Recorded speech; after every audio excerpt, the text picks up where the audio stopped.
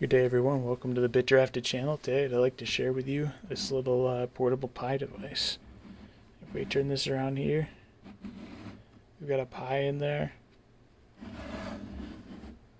a cell phone battery capable of supplying 3 amps at 5 volts to both the Pi and the display, and a port to actually charge that battery, and also some micro HDMI to mini HDMI we'll be able to plug right into the display, along with power for the display. And this little corner right here to hold the other side. So it's really pretty simple. And all you have to do is really grab this, and it kind of slots right in.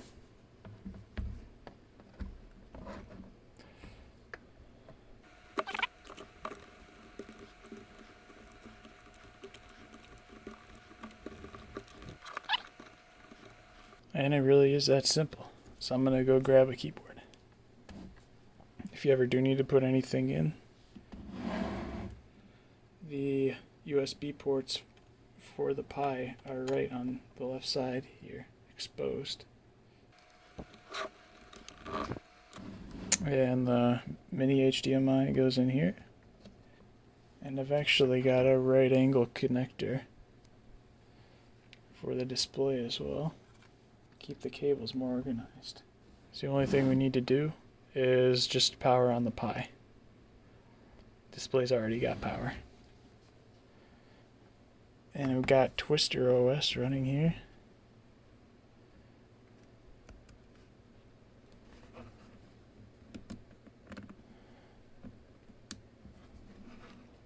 See if this keyboard works.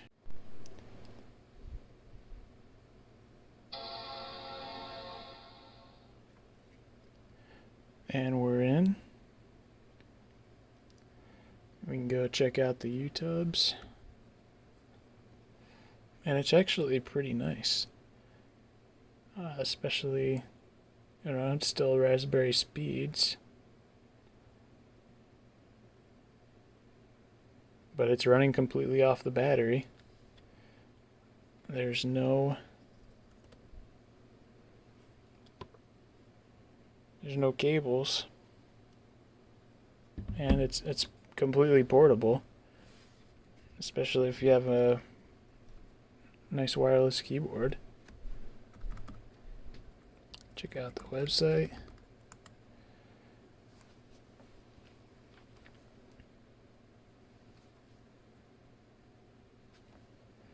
This is probably too much. Yeah, it works pretty well. So, let me know what you guys think of this in the comments. If I get over 50 likes on this, I'll model this in freecad. But I will also add some dimensions so any screen fits in here. So I know this is a 15-inch screen, so it's pretty common. But